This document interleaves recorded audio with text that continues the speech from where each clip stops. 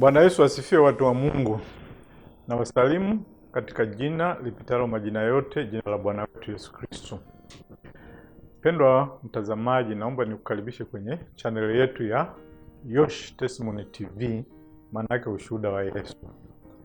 Hii ni TV inayofundisha neno la ufalme wa mbinguni hapa duniani. Pendwa mtazamaji, na kuomba ulipokee neno la Mungu, uliruhusu lifanye kazi katika maisha yako ya kila siku sawa sawa na visemavyo maandiko. Leo tunaendelea na somo la 43 katika mfululizo wa masomo yetu kutoka waraka kwa Ibrania. Na kichwa cha somo la leo ni mji wa Mungu aliye hai. Mji wa Mungu aliye hai. Na somo lenyewe linatoka katika maandiko Waebrania sura ya 12 mstari wa 18 mpaka mstari wa 24. Waebrania 12 mstari wa 8 mpaka wa 24. Mpangilio wa somo utakuwa kama ufuatavyo. Tutakuwa na utangulizi, alafu tutaangalia mstari wa 18 mpaka wa 21 kuhusu mlima Sinai. Alafu tutaangalia mstari wa 22 mpaka wa 24 tukiangalia mlima wa Sayuni. Na baada ya hapo tutahitimisha. Utangulizi. Usipojua ulicho nacho, unaweza kukipuuza au kukiacha au kukigawa kwa kitu cha thamani ndogo sana.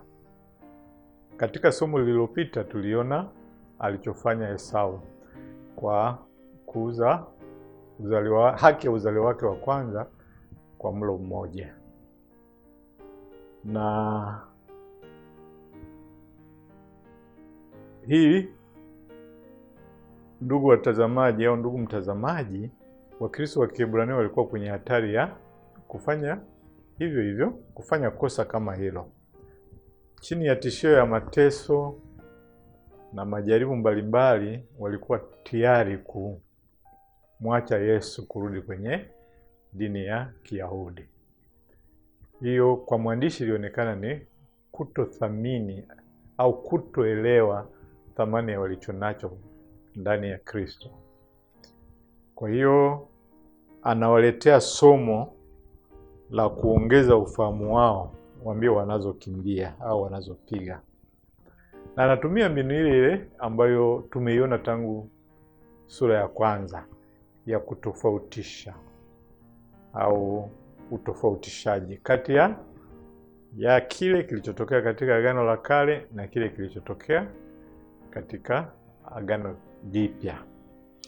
Na anaonyesha waziwazi tofauti kubwa kati ya maisha chini ya Agano la Kale na maisha chini ya Agano Jipya. Hapa amechukua milima miwili, mlima Sinai katika Agano la Kale na mlima Sayuni katika Agano Jipya. Anawataka wajue kwamba kuishi maisha sahihi kunatokana na uelewa au ujuzi sahihi. Na hili linatuhusu hata sisi. Wakijua utajiri walionao katika Kristo, hawawezi kutaka kurudi kwenye raha duni na za muda za ulimwengu. Vile vile alitegemea kwamba wakijua vizuri furaha ya maisha ndani ya Agano Jipya, watapata motisha wa kuvumilia mengi katika mbio zao za imani. Kwa hiyo hebu tusome maneno ya somo la leo. Waebrania sura ya 12 mstari wa 18 mpaka wa 24. Nitasoma. Maana hamkufikiria mlima uwezao kuguswa, uliowaka moto, wala wingu jeusi na giza na tufani, na mlio wa baragumu na sauti ya maneno, ambayo wale waliosikia walisii wasiambiwe neno lolote lingine, maana hawakuweza kustahimili neno lile lililoamuliwa. Hata mnyama akiugusa huo mlima atapigwa kwa mawe. Na hayo yalionekana jinsi yalivyokuwa ya kutisha. Hata Musa akasema, nimeshikwa na hofu na kutetemeka. Bali ninyi mmeufikiria mlima Sayuni na mji wa Mungu aliye hai, Yerusalemu wa mbinguni, na majeshi ya malaika elfu nyingi, mkutano mkuu wa kanisa la wazaliwa wa kwanza walioandikwa mbinguni, na Mungu mwamuzi wa wote, na roho za watu wenye haki waliokamilika, na Yesu mjumbe wa agano jipya, na damu ya kunyunyiziwa inenayo mema kuliko ile ya Habili. Kwa hiyo tutafuatia mwandishi alivyofanya kwa kutofautisha mlima Sinai katika agano la kale na mlima Sayuni katika agano jipya.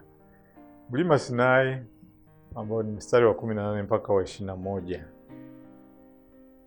Mwandishi ameanza kwa kusimulia tukio lililotokea kwenye mlima Sinai, siku ambayo Mungu alikutana na watu wake ili kuanzisha uhusiano mpya rasmi kwa kuwapa sheria. Na hii imeandikwa katika kitabu cha Kutoka sura ya 19, hasa kuanzia mstari wa 10 mpaka wa 25. Kutoka 19, 10 mpaka 25. Ndugu mtazamaji, ningeomba hiyo iwe homework yako ikiwezekana, usome Kutoka sura ya 19 yote. Na kwa kifupi mambo aliyoyasimulia katika au aliyoyaeleza kutokana na kilichotokea mlima Sinai ni kama yafuatavyo. Kwanza, hawa watu walipofika pale walikuta mlima ulikuwa umezungukwa na uzio kuzuia mtu asiuguse mlima, na akifanya hivyo atakufa. Kabla ya siku hiyo waliamuliwa wafue nguo zao na kujiepusha na masuala ya ngono. Vilevile walikuta kuna moto, ngurumo, radi na wingu zito siku hiyo walioitwa kuja kukutana na Mungu. Kulikuwa na giza, kulikuwa na tufani, kulikuwa na moshi ambao ulikuwa kama tanuru na matetemeko ya ardhi.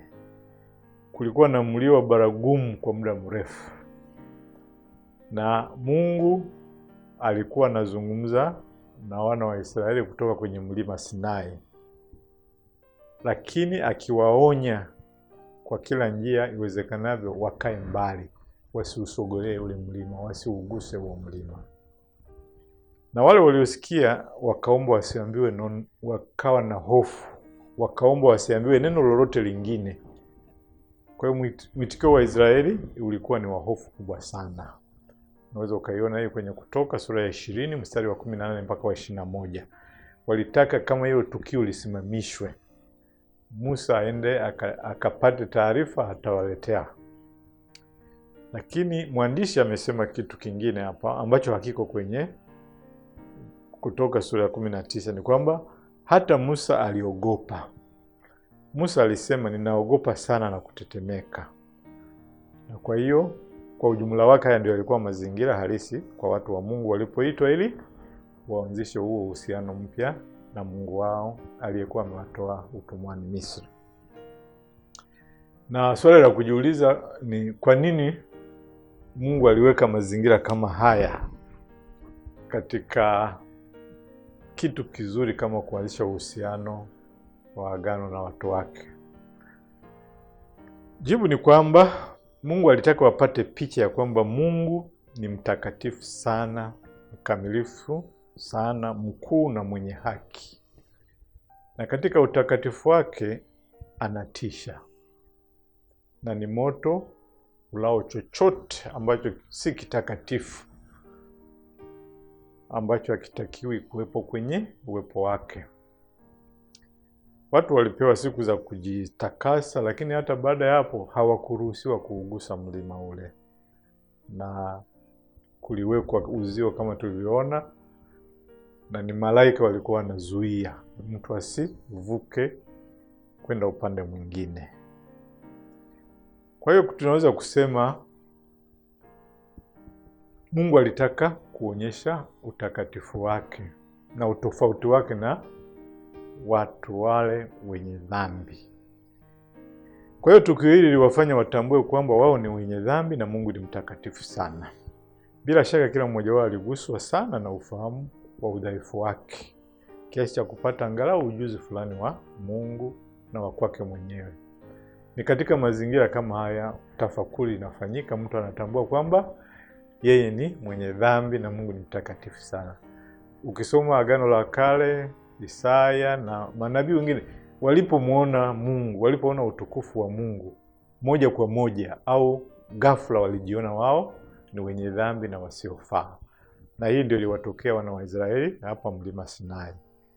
Hivyo kutokana na kutambua ujinga wao, majivuno, umaskini, udhaifu na zaidi ya hayo uovu na ufisadi, walitambua kwamba bila shaka kwamba nuru ya kweli ya hekima, wema, uzuri, wingi kamili wa kila jema na usafi wa haki kukaa kwa Mungu pekee. Maki walimuona hata kiongozi wao Musa akitetemeka kwa hofu. Kwa hiyo walijua kwamba kila kitu bora kuanzia hekima mpaka usafi na vyote viko kwa Mungu pekee. Kwa hiyo na sisi vile vile kadiri unavyozidi kumuelewa utakatifu wa Mungu ndivyo tunazidi kutambua dhambi ya mioyo yetu wenyewe. Na hilo kwetu sisi linatupeleka msalabani kama kimbilio letu pekee. Na ingawa msalaba huondoa hofu ya hukumu, lakini haupashwi kuondoa hisia za kuheshimu utukufu wa Mungu milele au utakatifu wa Mungu. Bado Mungu ni mtakatifu sana. Kwa hiyo ilikuwa ni mlima Sinai ambako sheria ilitolewa, na kama tulivyoona kitu cha kwanza ilionyesha kwamba ni watu wenye dhambi na Mungu ni mtakatifu sana. Lakini mwandishi anasema sasa sisi hatukukaribia mlima wa Sinai, ila tumeukaribia mlima Sayuni, ambayo ni mstari wa 22 mpaka wa 24. Kwa hiyo mwandishi anatukumbusha jinsi Mungu anavyojifunua kwa watoto wake katika Agano Jipya. Kwa hiyo alichofanya ni kuorodhesha nafikiri vitu 7 au zaidi vya kuonyesha furaha yetu kama waamini au waumini wa Agano Jipya. Yaani anaonyesha thamani ya tulicho nacho katika Mungu kupitia Yesu Kristo katika Agano Jipya.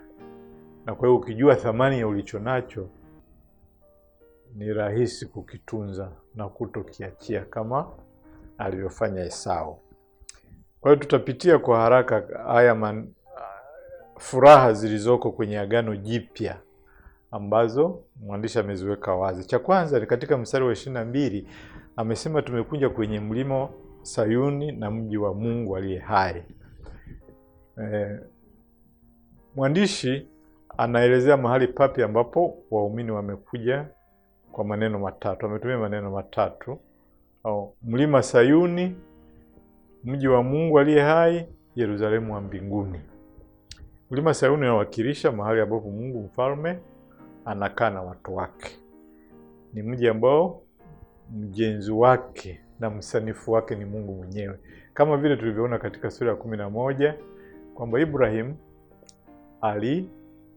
utamani huu mji ambao mjenzi wake ni Mungu.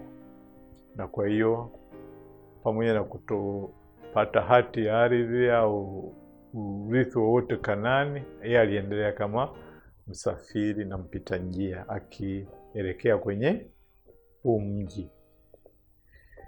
Na ni mji ambao mjenzi wake ni Mungu na ameuandaa kwa ajili ya watu wake walioishi kwa imani.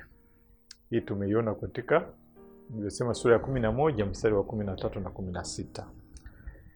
Kwa kuita hapa mahala mji inaonyesha uwepo wa usalama dhidi ya maadui, vile vile kuna ushirika wa wengi na kuna provisions, kuna chakula na maji. Maana huu ni mji, na nadharia ya mji katika Agano la Kale wakati ule ni kwamba ni sehemu ya makazi imezungushiwa na kuta, ina walinzi, lakini vile vile ina huduma ya maji na chakula kwa urahisi, na kuna ushirika wa watu wengi. Mwandishi vile vile wasema ni mji wa Mungu aliye hai, akimaanisha kwamba watu waliomo mle mjini wana uhusiano wa karibu na Mungu. Uhusiano sio wa karibu tu, uhusiano wa kudumu. Kwa hiyo Mungu anakaa miongoni mwa watu wake, na anaahidi kufuta kila chozi, na hakutakuwa na kifo tena, wala maombelezo, kilio au maumivu. Hii tunaona huu mji. Maana huu ni mji ambao tunautegemea, tunautarajia, sio tuliomo sasa. Na Ufunuo sura ya 21 mstari wa 2 na 4 unaeleza mji huu. Lakini tulichonacho sasa ni kwamba tumepatiwa njia ya kumfikia Mungu mbinguni. Kama tulivyoona katika zile sura za 6 na 7, Bwana Yesu amefungua pazia la watakatifu, patakatifu. Na sio hilo tu, anakaa kuume kwa Baba mbinguni akituombea. Kwa hiyo ilikuwa ni furaha ya kwanza, tumekuja kwenye mji wa Mungu aliye hai. Kitu kingine kwamba tumekuja kwenye furaha na majeshi ya malaika 1000. Hiyo iko vile vile kwenye mstari wa 22. Mbinguni kuna malaika wanaomwabudu Mungu kwa furaha. Na ukweli ni kwamba na sisi tutajiunga nao. Kiuhalisia ni kwamba tumeshaanza hiyo mchakato wa kujiunga nao, kwa sababu tunapomwabudu Mungu katika furaha ya wokovu wetu, malaika hujiunga nasi. Hii imeandikwa katika barua ya kwanza ya Petro sura ya kwanza mstari wa 12. Na of course tutakuja kuikamilisha huko mbinguni. Na kitu kingine ni kwamba malaika watakuwa na kazi ya kutukaribisha, ndio watakuwa wanatukaribisha tukienda mbinguni. Badala ya tulichoona Sinai kule ambako malaika ndio walikuwa wanazuia mtu asivuke na ukaribia utakatifu wa Mungu au uwepo wa Mungu kwa sababu ya dhambi. Kwa hiyo basi cha kutenda kwa sasa ni kuhimizana tukufanya kazi ya kuboresha ibada zetu. Ibada zetu ziwe za kufurahi na kuchangamka kama zoezi la kile tutakachokuja kufanya mbinguni. Kwa hiyo tumuombe Mungu ajaze mioyo yetu furaha yake, kwa sababu tunajiunga na malaika kumsifu na kumwabudu kila tunapokutana Jumapili au siku yote ya ibada. Isiwe ibada ya unyonge, ibada ya malalamiko au ibada inayokwenda kidunia. Jambo la tatu ambalo ameliweka kwenye mstari wa 23 ni kwamba tumekuja kwenye furaha ya kanisa la wazaliwa wa kwanza walioandikishwa mbinguni. Kwa hiyo kuna mkutano mkuu na kanisa la wazaliwa wa kwanza walioandikwa mbinguni. Neno wazaliwa wa kwanza linasisitiza haki zetu za urithi kama watoto wa Mungu. Kwa hiyo watu wote wa Kristo ni wazaliwa wa kwanza. Na kupitia muungano wao, na analizungumzia hii kanisa kama washirika wote waliookolewa na Yesu. Na majina yetu yameandikwa mbinguni.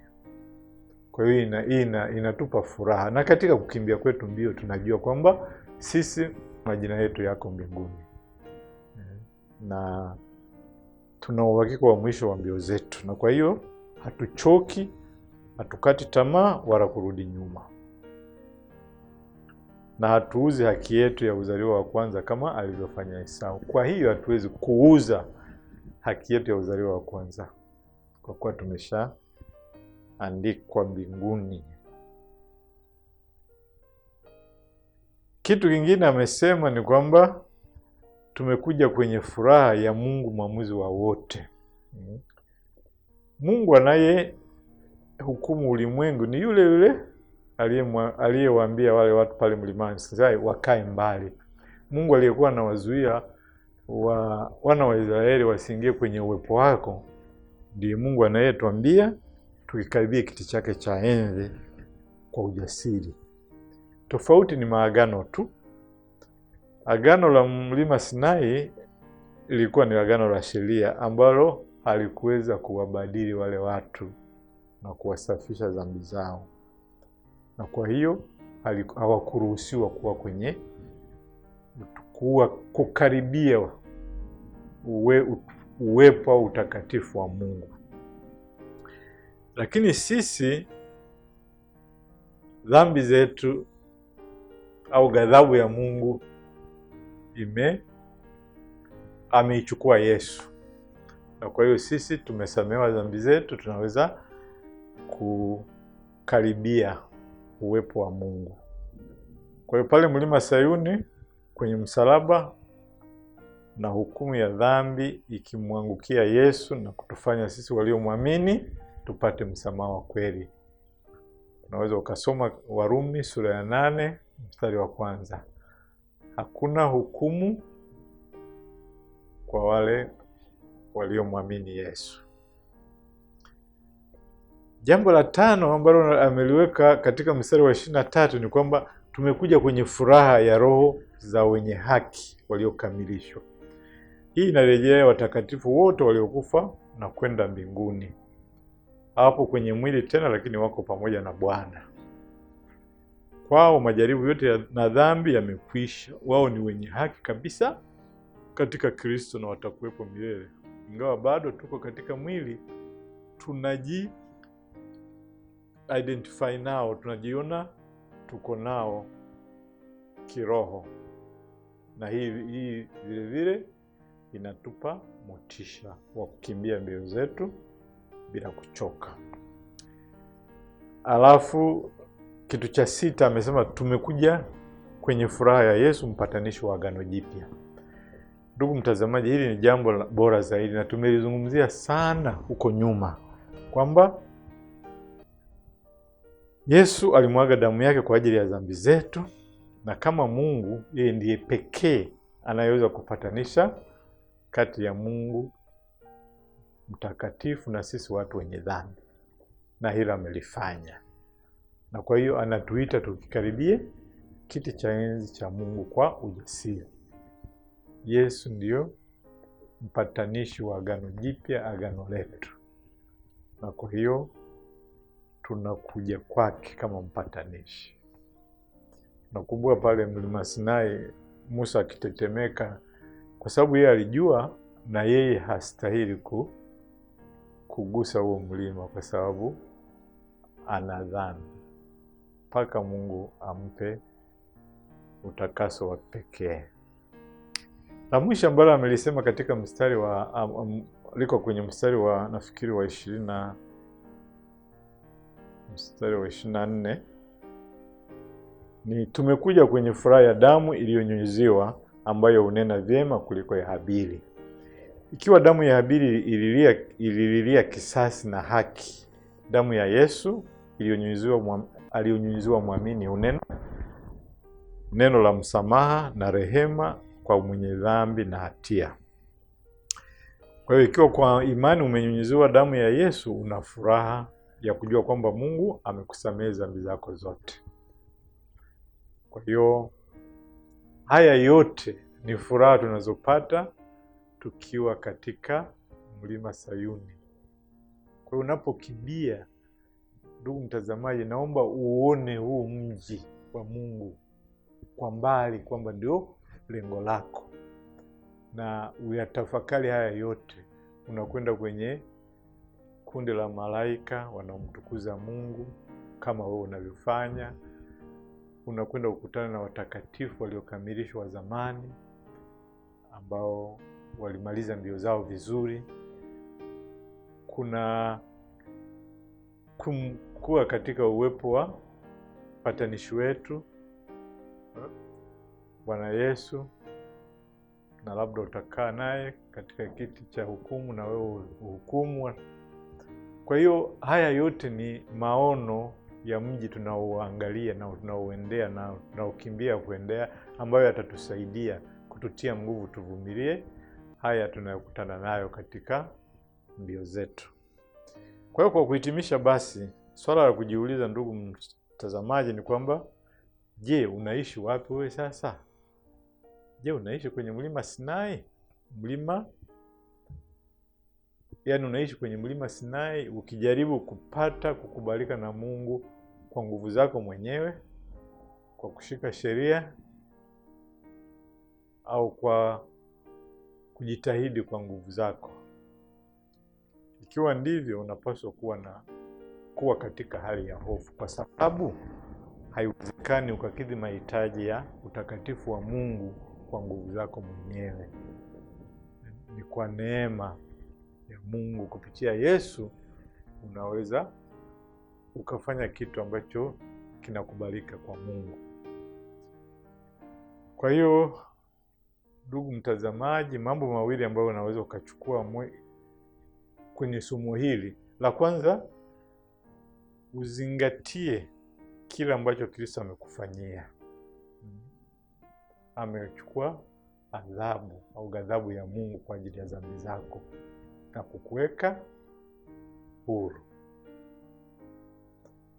Na katika muktadha kama wa somo la leo, Paulo anaonya kwa kusema kitu ambacho nimeona ni kizuri hapa.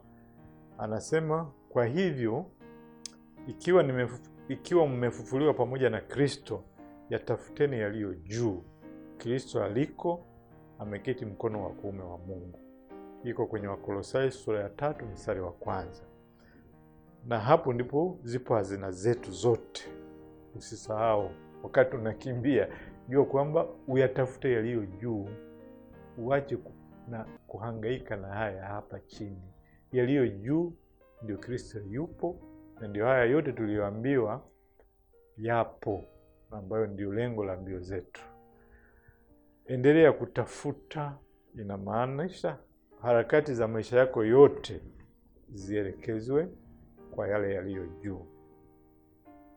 Ukipoteza mtizamo wa faida za Sayuni, hata hizi 7 tulizotaja hapa, unaweza kujaribiwa kama Esau, ukabadilisha hazina zako katika Kristo kwa anasa duni za ulimwengu. Na hii imewatokea wengi. Wameachia au wameuza faida zao za Sayuni kwa anasa duni za hapa ulimwenguni. Hilo ni la kwanza. La pili ambalo ni nzuri kuwa nalo katika mbio hizi ni kwamba udumishe uwiano mzuri wa kibiblia kati ya ushirika wa kifamilia na Mungu kama Baba na hofu ya utakatifu wake. Unajua kunafika mahala watu wanamwona Mungu kama sijui ni mshikaji hivi. Sawa, ni Baba na ametufanyia mambo mazuri na anatupenda na anaturudi vile vile kama tulivyoona katika masomo yaliyopita, lakini lazima tuendelee kuwa na hofu kwamba ya utakatifu wake. Tusisahau hilo. Tunapaswa kukaribia kiti chake cha enzi ili kupokea neema kwa kila hitaji letu. Hiyo tumeona katika Waebrania sura ya 4 mstari wa 16. Lakini pia tunahitaji kukumbuka kwamba Mungu wetu ni moto ulao. Kwa hiyo hofu ya Mungu kwa ajili ya utakatifu wake tuendelee kuwa nayo. Ndugu mtazamaji, kama wewe ni mmoja wa wale ambao hawajamkubali Yesu awe Bwana na Mwokozi wa maisha yako, ningeomba utafakari ujumbe wa somo la leo. Wokovu tunao katika mlima Sayuni kupitia msalaba wa Yesu. Kwa hiyo kama umeamua kumfuata Yesu awe Bwana na Mwokozi wa maisha yako, naomba tuombe pamoja sala ifuatayo ikitoka moyoni mwako. Bwana Yesu, lakini mimi ni mwenye dhambi. Nataka na kuhitaji msamaha wako. Nakubali kwamba kifo chako msalabani kililipa adhabu ya dhambi yangu. Kwa imani na kupokea uwe Bwana na Mwokozi wa maisha yangu. Kuanzia sasa nisaidie niishi kwa ajili yako. ukiniongoza katika kila kitu. Mambo haya yote kwa jina lako takatifu. Amina.